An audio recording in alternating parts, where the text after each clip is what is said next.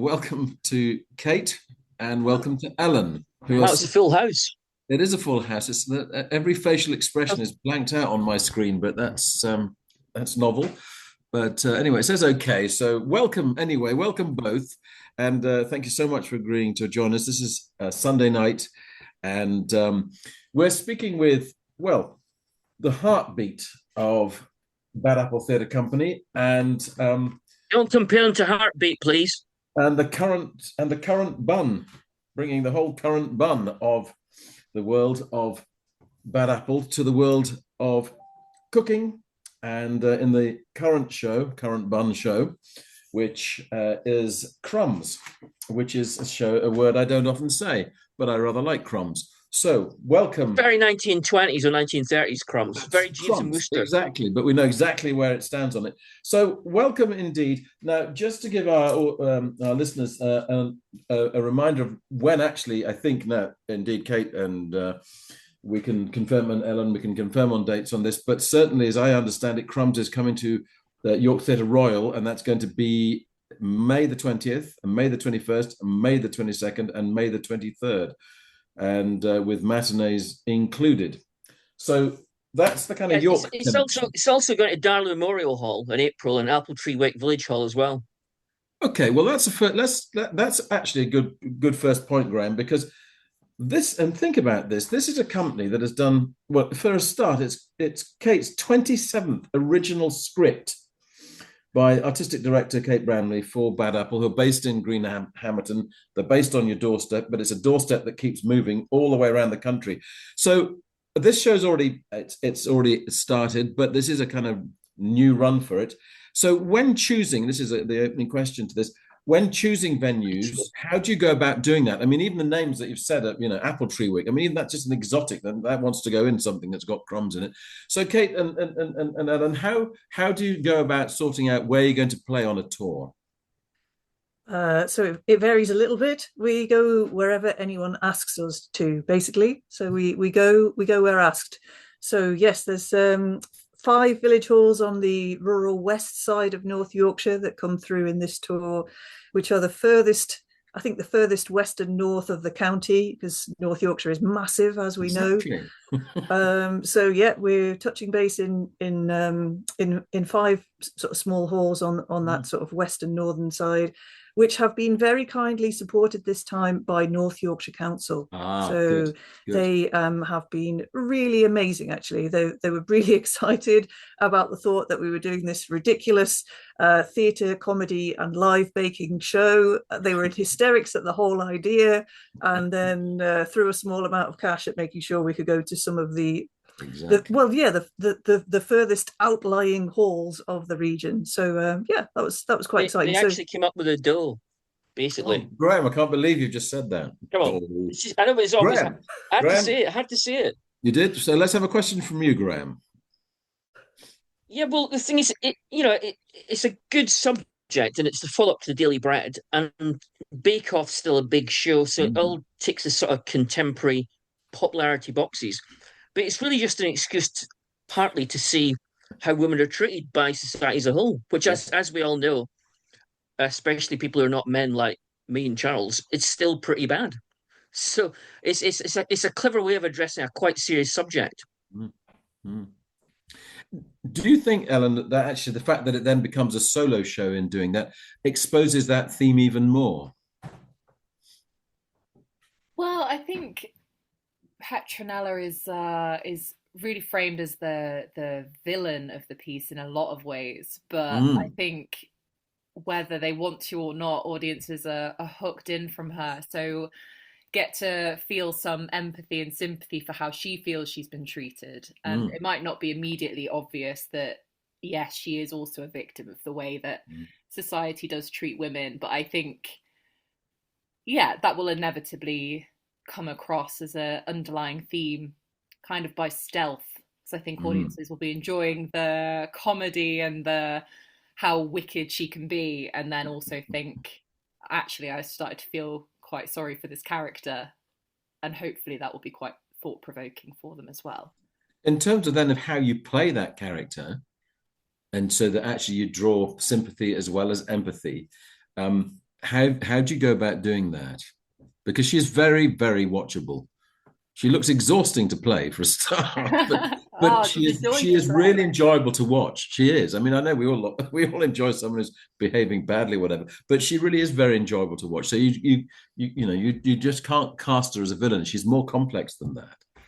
Yeah, well, that's right. I think with any villain, they don't think they're the villain. They think they're right. Their priorities and values are completely correct to them. So while people might think she's a villain and disagree with the things that she does, inevitably she thinks they're the right course of action. And if she's so convicted, also adamant in her convictions, then I think inevitably people will start to kind of side with her a little bit because she doesn't feel like she is the victim. She's just living her life. Exactly. Graham. I know, Ellen, that you actually give out baking products at the end of the show and you're baking during the show, but are we talking like proper baking, or are we talking like when you go to a major superstore like even M&S, where basically they bung it in the oven and it comes out fresh without any real hands-on basic baking going on at all? Are you doing real baking? I promise you, we are doing real baking. Yes. Wow. Graham, I've seen the show and I can testify to that. Yeah. Well, amazing. You'd be surprised how many people saw the show and still thought we couldn't possibly be baking on stage, even though they'd watched me do it in front of them, putting the and the timing that goes with that as well. The ping has to be right. Yes, exactly. That was a big part of rehearsals, working out that it would actually rise and bake in time. But not just one loaf. There are multiple throughout the show, so there is pretty constant baking going on. It was such a good conversation with some of our organisers, though, who've known us for the best part of a decade or maybe even two. And a couple came up to us afterwards, thinking of one particular place. I won't name and shame him because he's a lovely guy. And he was like, "How did you do that trick with the bread?" And I was like, "What do you mean? What trick? What trick?" Yes. You've just watched Ellen make dough from scratch and bake it in an oven. He's like, "Yeah, but how do you do the trick?" He was determined it was a magic illusions, which is fantastic because obviously that's what we do all the time. We make it, we achieve impossible things on stage. But this one, sometimes the simplest is the best. And we just had to make Ellen bake while she was doing all of the other lovely things that she's infinitely better trained to do simultaneously. You mentioned about Ellen's got a very large CV. It's very diverse. And I did see her in Harrogate at Harrogate Theatre, and I've seen her in Harrogate Theatre Panto. Yes. But I was interested to read, and this is why I think that Ellen could easily pull off baking on stage as she actually does, because she did a course in intermediate puppetry at one point. There's like nothing that Ellen couldn't tackle. Well, that's very kind. I don't know how true that is. What an introduction. I can make this one loaf of bread very well now, but I don't know how expansive my baking skills are. But yeah, I do love some puppetry. That is very true. I don't think there's puppetry in this particular show, but I suppose I'm puppeteering some dough at a lot of points. One of the things that's obviously a representation of the challenge now faced by an independent company is that it's difficult to run a company still, and that's the harsh reality. And Kate, we've known each other for years, and I've been always full of admiration of just how you find ways to keep going. But I guess maybe now it's at the most challenging it's ever been. So you're touring a show with one performer, a fantastic performer as it happens. But that is the reality. It's not a cast of 2, 3, 4. It's a cast of one.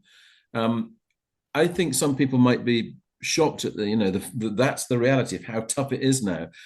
Let's talk about it from the point of view, Kate's point of view as the director of the company, but also actually for you, Ellen, as a performer, because the opportunities, again, it's becoming more challenging actually for the acting side as well to find work, because logic says, right, if it's going to be a show with just one performer when it used to be 2 or 3, that's the kind of thing that the acting was up against. So there's two sides to this story, and yet a determination, it seems, on both to keep going. Maybe Kate first on that one, if you would. Yeah, sure. So we had a you're talking about like the most difficult times we've had as a theatre company. We've been going so long now that they just kind of come around regularly. I think this is our third once in a lifetime recession. So I mean, and not just us, but everyone in the UK. So it's I'm not saying that times aren't hard for everyone for a lot of reasons, but particularly in theatre, there's been a massive industry contraction. Last financial year, I think we had 10 actors out on tour across the year, and this year we'll have one. So yes, not to diminish the talent of Ellen, because I am ever grateful and thankful that someone of her caliber is able to be the last woman standing at this point, but she is. And the way I've looked at it over the year is we've had to make it work. Practically, we've had to make it work. But I'm more stubborn than that. I didn't think that we should compromise at all in what we were offering to audiences. So if I can't give them more bodies on stage, then I'm going to give them more tricks. I'm going to give them more tech. I'm going to give them things that you couldn't possibly achieve with one person on a small stage in the middle of nowhere in a village hall. And that's the audience response that we had to this show last autumn. Everyone was like, oh my gosh, I can't believe that you're actually doing this. Like, this is not a one woman show. And I'm like, no, it's not. It's really not. We've pushed the boundaries of absolutely everything we can do in one space at one time. So I suppose in some ways people would say, well, this is making you be more creative. I think I'm quite happy to say I don't want to be this creative for very much longer. I would quite like to be this creative with a few more actors on stage. That would be ideal. But you have to be positive about it, and that's why we've been coming out fighting. The show is the Crumbs tour is great, and the audience response is great. We're throwing in some company fundraisers as well, trying to get people on our side to kind of collectively give us a bit of help in the meantime, while I persuade the powers that be that what they really want to do is reinstate the funding that we used to have, and then we will just not carry on regardless, because we never take it lightly. We've never been core funded by anybody. It's always been intermittent funding, and we've always applied for it, and we've always had to justify why we would receive that. But I think rural audiences, particularly those who are either elderly or families with young children, they're not going to go to the theatre anywhere else. They're going to come and see us. A lot of them say, oh, I don't go to the theatre. And I was like, you do go to the theatre. You go to the theatre when we bring it to your hall. So that's our mission. It's what I'm passionate about. We're going to keep on doing it. Just show me the money, basically. Absolutely.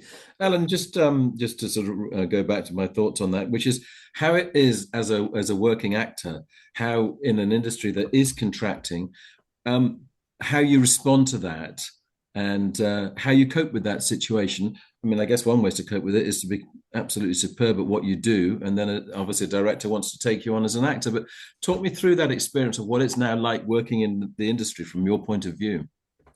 Yeah, I mean, obviously doing Crumbs is an absolute gift to be able to do a one-woman show and have the challenge of that and the excitement and all of those things. But I think as well in the industry in general, they're becoming more necessary just because of budgets. I know a lot of actors are turning, and have always done, but more than ever, turning to making their own projects just to keep creative, which is brilliant. People get to be more creative and all of those things. But I think perhaps now more than ever, you have to wear so many more hats. Obviously, the growth of kind of the actor-musician nature of productions and puppeteering, and I think it's turning, well, what I think is that it's turning to, you have to be able to do so many more things than just be an actor. It was always the case that you might need to sing and dance and all of those things, but now it's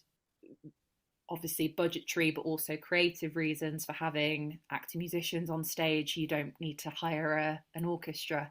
You can get actors to perform, and that can be absolutely beautiful in shows, but I think it's also become necessity. So yeah, I think it's a lot of adding more strings to your bow. Absolutely. Graham. It's like farming. You have to diversify now, which sounds ridiculous to compare the theatre and the arts to farming, but sadly, that's the sort of situation we're getting into. Absolutely. Anyway, that wasn't the question, obviously. No, But I but was it's going a to say good to point, though. Kate, 27 years. Now, to do Badapple for 27 years means by definition it's good. Otherwise, it wouldn't last 27 years. So it means you're always broadly successful. Otherwise, it wouldn't exist. But I've got a feeling that Crumbs sounds like a hit beyond the normal. Does it feel like a hit to you? A hit show? Oh, it's funny you say that because it does actually. It's one of those sometimes you just land on something which you feel like will have a longer shelf life, and this is definitely one of those. Mainly just because the audience response has been so amazing. I mean, I think it was like, I don't know, my social media people racked up the stats, but it was an incredible number of like sort of 4 and 5 star audience reviews. I think 98% of the audience said something amazing about it. I mean, I haven't hunted down the 2%, obviously, because you can't please everyone all the time. Yeah, no, it has, yeah, it has been a phenomenal show for us. And I think because we tested out this idea with Colin Moncrief when we first looked at the Daily Bread, but that show was quite a bit more political in some ways in terms of his character and the sort of the socio-political time. This one, the character is it's a more personal representation, so she feels hard done by. She's a very sort of aspirational, grabbing kind of TV pundit who's been kind of cast aside. So I suppose in some ways it's more about celebrity than it is about anything else, and that's obviously a current sort of vibe. She's trying to get into the social media scene, which is what everyone is trying to do now. But from my wry perspective, I don't think she really, I'm not giving much away, so she doesn't really quite get as far with that as she might have hoped that she would. But yeah, it's a show that's just fallen really well. It works really well, like the timings of it, just the way it's punctuated. For me as a writer, I feel like I've created something that works exactly the way it should do, and audiences really like it. So in terms of exploiting it, the amazing thing would be that it would go further into it, into a different scale, which is something that we've started to explore. It's not something that I'm not trying to do. It's, again, finance is a big part of that you can't invest in moving to a different scale of touring or more commercial theatre touring without some kind of financial, just a bit of a safety net, which unfortunately, so we've ended up with a hit show right at the time where we've got absolutely nothing to gamble on it, which is a real shame, but it's not going to go away. And Ellen is absolutely doing us proud. Like this, she has made this show. Like Ellen Carnazza has made this show be possible. So I am extremely grateful to her for continuing to do that. Sometimes when you know less, you can see more. So Charles has seen the show, and I have not seen the show. But when I read the 2 paragraph description of the show on all the websites where the show was taking place, I loved it straight away. I thought, this is a great show. And secondly, I thought this reads like it's a national theatre company show. This sounds like a touring show from a big company. So it's right on the money. The idea is obviously a fantastic idea for a show. Well, thank you, and I'm pleased that that's your response to it. I mean, that's the exact response that the community team at the council had to it. That everyone has the same response to it. They look at it and they laugh, and that's the whole point. We're supposed to be.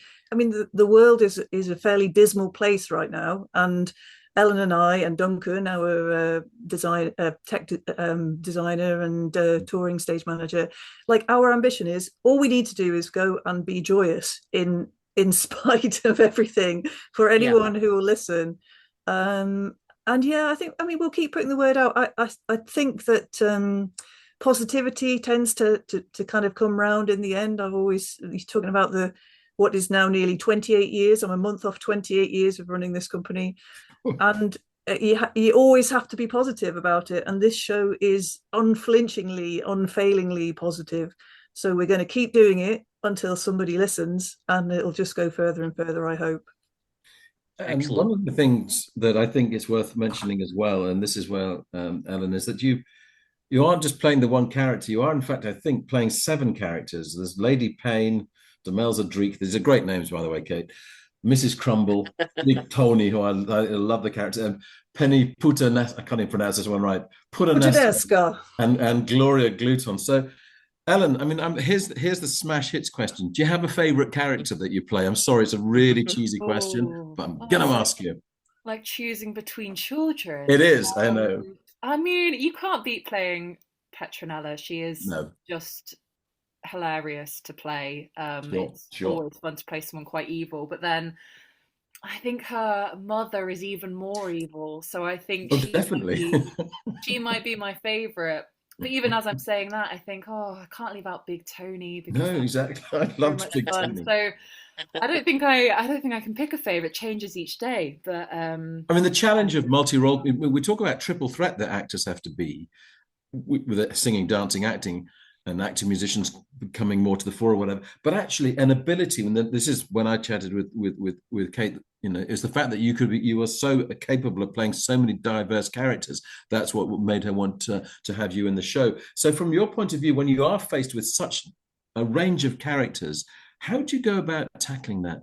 It may seem obvious to be able to make them different, but actually, no. As I'm watching, I'm seeing you change, and they are very different characters. Oh, well, thank you. That's very kind. Well, Kate makes it very easy because they're written so distinctively, and as I read it, I get a sense of what they sound like and what they look like, and they just jump off the page. So that makes stepping into them very easy in a lot of ways. But it will be trying out different accents. That is always a good hook for getting into making them so different. And working on what the physicality is going to be, and just almost stepping through each one to try and make them unique and different and recognizable. But it is always so much easier when the writing is so good. I mean, that's a strength of a solo show. I mean, when Guy Masterson, for example, does his Animal Farm or whatever, 35 characters, I think. It's so when we say that, on one level, it's frustrating that the company is only able to use one actor now, but actually it's then the question becomes, okay, let's look at it from a positive angle. What can we do? And the answer is to see an individual performer performing in such a diverse way, and the audience really enjoys that. I think we know that actually monologue shows or solo shows or monodramas, call them that, with multi-character playing, is actually one of the most popular forms of theatre. So for you as an experience, how does it feel? I mean, it's just joyful. It's such a unique challenge, and such a privilege to be able to bring so many different characters to life. And I think it's true theatricality at its heart, which I think is why it goes down so well with audiences, because it's so different to seeing a film or anything recorded where you go, okay, well, they're all the different characters. There's something so live about the fact you're watching one person pretend, and you see them pretending, and yes, and yet still believe it, hopefully. Absolutely. Great. Graham, last question for you. Quite a serious one to Kate. I've organised arts events on and off for a long time, but I've only really done it properly twice. 4 years with More Music Magazine, 3 years as artistic director of the Harrogate National Festival Fringe. In both times, every waking moment, when I wasn't actually doing my day job at work, I was having to organise and think and do something to do with the magazine or gigs or arts events, to the point where you were always thinking 2 steps ahead. So as you were planning one, you'd be planning the next one, because you couldn't possibly get the second one done unless the first one was ready or halfway ready. And it meant that every waking hour was dedicated to that cause. That's 7 years of my life. You've done this for 27 years. My first question is, do you ever get a break? Do you ever switch off? And secondly, maybe you don't see it as work. Maybe the whole thing is just pleasure.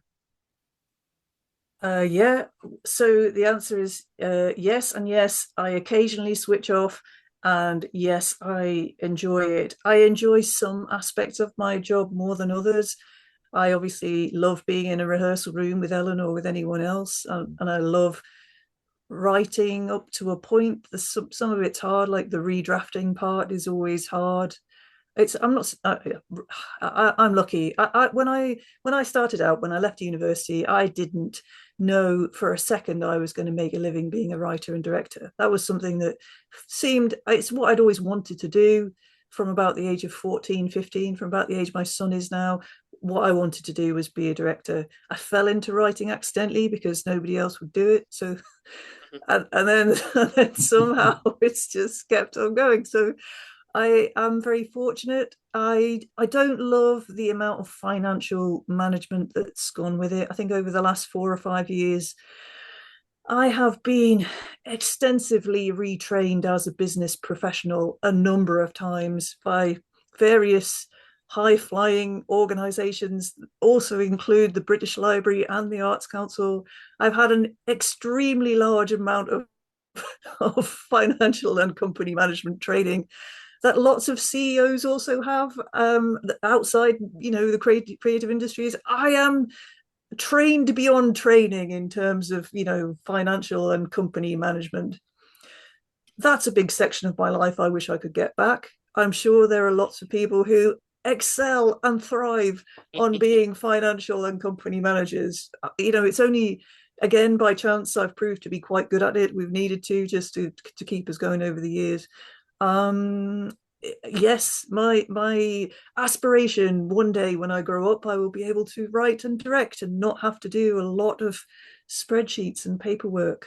But Margaret Thatcher would love to have heard you talking like that. I know.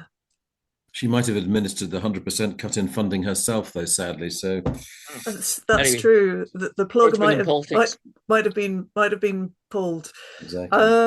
No, you've got to have a passion for something like this, haven't you? I think that's what comes across so strongly, Kate. I think that's right. That's what you do. You don't give in to a situation. You find a solution. I think the circumstances have been more extreme than ever. But you've come up with a brilliant, brilliant show that actually people are loving and proving why Badapple should exist and why it's a folly not to be giving you funding anyway, because you're consistently good as a company. You take theatre to places that doesn't normally get theatre. So many reasons why your company should be supported and why you have done a good show. You're a good apple, not a bad apple, nor a rotten apple. And the fact is that you are the core of theatre. You are, to me, why theatre matters and why it isn't just about taking people. It's this idea that somehow it's rarefied or whatever. Nonsense. It's for everybody. And your company has always proved this because it goes out and takes theatre to places. I'm sorry I'm ranting here, but it does. It goes out and it takes theatre to places and wouldn't otherwise get it and makes them then want to go and see other shows as well. And I think that it's nearly 3 decades now, Kate, that you've been doing this, and I think I always tell you this, I think it's hugely impressive. Graham, last still having hits. Still having hits. Yeah, exactly. Exactly. Graham, do the thank yous, please. Ellen, Kate, fantastic. We just love you and we love Badapple Theatre. And I hope Crumbs keeps on being a big hit and gets bigger and bigger. You definitely deserve it.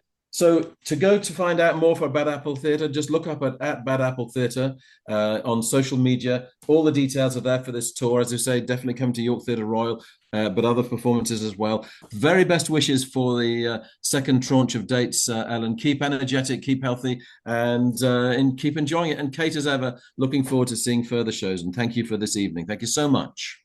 Thank you. Thanks, both of you. Thanks, Ellen. Thank you. Thank you. All the best. Bye-bye. Thank you. Bye-bye. Bye-bye. Bye for now.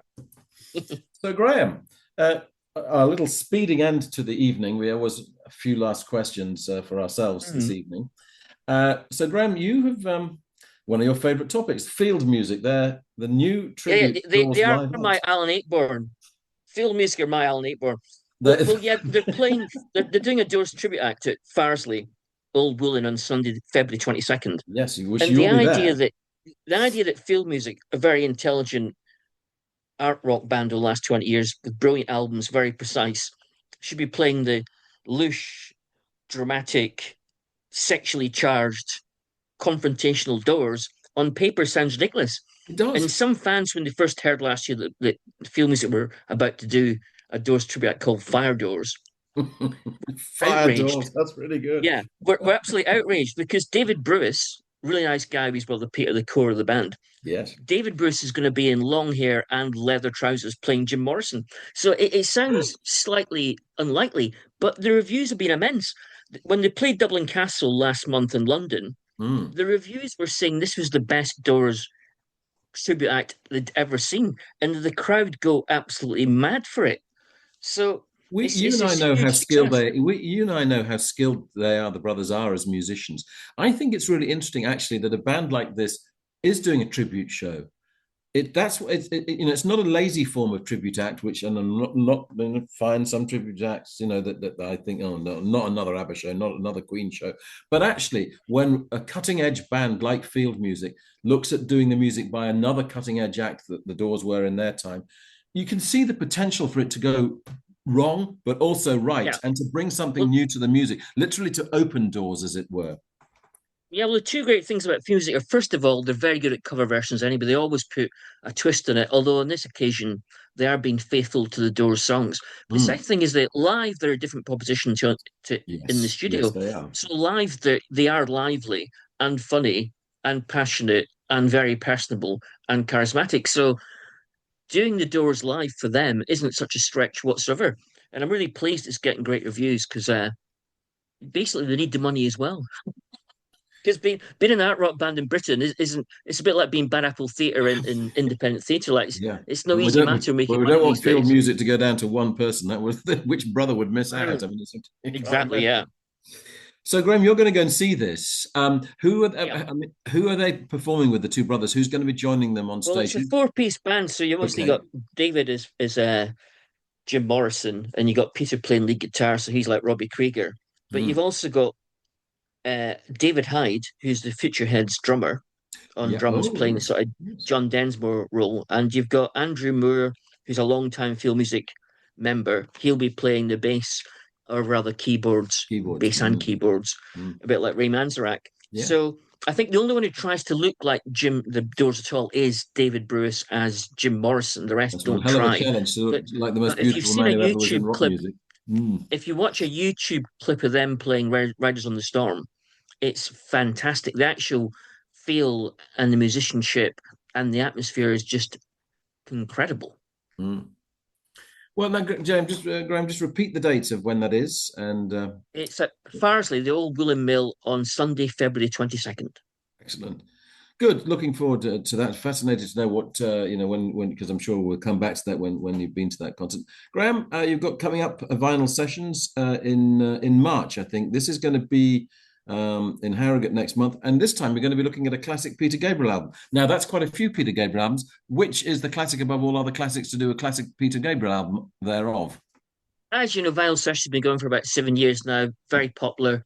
Every single penny goes to the Harrogate Hospital charity.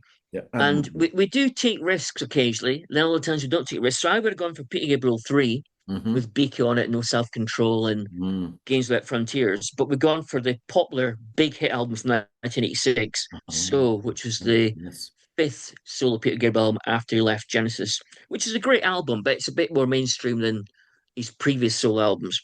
But it's still a great album, and we're going to play some of the best tracks from the previous four solo albums. So you will get this sort of like more arty out there tracks as well. Good. And when you sum up Peter Gabriel, that was so. Some subsequent albums have been rather more so-so, I think it's fair to say. Well, I think he was a guy who started off on the fringes. He joins Genesis. He starts wearing a fox's head and skirts on stage. He makes them do a double album concept album, which, is futuristic and punky in 1974. His solo albums have a couple of hits on them, but they're all quite avant-garde in some ways. And then suddenly out of nowhere, in 86, he becomes a mega pop star.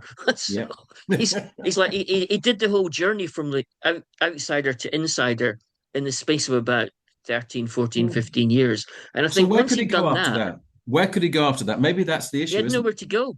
He had nowhere to go. He founded and set up and organised WOMAD Festival, thus pushing world music in the live sense in Britain towards the mainstream, which is a big task and a big achievement. Which are so popular as well that he set up. But you're right. Apart from that, he had nothing left to do musically. He'd done the whole lot. Mm. I mean, it's in that situation, it's interesting because obviously you see, I'm not wanting to make direct parallel with Phil Collins, but of course Phil Collins took over as the lead vocal of Genesis. He then did a very very commercial career as a solo act, and which of course it got to the point where people thought, oh, I've had enough of this. There's just been too much of Phil Collins. I'm not saying that happened with Peter Gabriel, but it's an interesting thing that actually when you become hugely popular, there's a certain sense that, well, okay, we've heard all we need to know now, and it becomes too ubiquitous in some ways. And actually, when you're being more experimental and you don't have that level of success, in some ways it's more interesting. Also, Gabriel wasn't really a pop star, even though he became one. So once he became a pop star, he was never going to carry that through because his natural instincts are towards being a bit experimental and being very creative. So his follow-up to Soul, although it had a couple of commercial tracks on it, wasn't quite as commercial as Soul. And he was never going to go down that road. He was never going to become Phil Collins. Phil Collins was happy doing middle of the road ballads and easy listening and 60s influenced soul pop. You were never going to get Gabriel on a long-term basis doing that. I mean, he's still. I saw him. Well, actually, longer ago than I realized. I think that I saw him on tour, and still a fantastic live act. It must be said. It was one where I can't remember the poor gentleman who created that thing, which he ended up going over the cliff on. Poor chap, the inventor of that unusual thing that it's a. Some kind of transportation. I can't remember what it's called. Oh yeah. And so in the show, that. so in the show, Peter Gabriel used a couple of these things, and he would speed around the stage on them. I'm just giving the sad story of what happened to the company who invented it, and sadly happened to him. But Peter Gabriel used it in the show to speed around the stage. And so visually that was quite striking, and that's the thing that's been consistent with him, and with a musician like David Byrne, is that as well as being experimental in the way the music's presented, there's always that thing that they're really strong on the visual side, and very theatrical, very theatrical, which goes back to Lamb Lies Down on Broadway, of course. So that I think has always been able to continue and sustain with Peter Gabriel, and that's why actually still to go and see his shows is worthwhile. Well, I saw him live in 82 or 83 for the tour for the fourth album with Shot the Monkey on it, and I Have the Touch. And he was such a great charismatic stage performer that he had the audience in the palm of his hands doing whatever he told them to do. And it was actually quite chilling. It was like watching like a great fascist dictator orchestrate the audience. It was. I haven't seen a performer with so much power over an audience ever than Peter Gabriel in 1982-83. Apart from being Patti Smith, but there was nothing sinister about Patti Smith. It was all very positive. There was something slightly dark at that point about Gabriel. So it was impressive and brilliant, but quite disconcerting. Well, Graham, just give the date again of when this is going to be, and then we'll be bidding good night and farewell for tonight. So when is the next final sessions in Harrogate, and where? It's going to be Wednesday, March the 4th at Starling Independent Bar in Harrogate. Splendid. And thank you again to our guests this evening from Badapple Theatre Company, Kate Bramley and Ellen Carnazza. I think I've hopefully pronounced it correctly. Close, Charles, close. Well, I get the feeling that Kate pronounced it slightly differently. But anyway, we thank again our guests for tonight.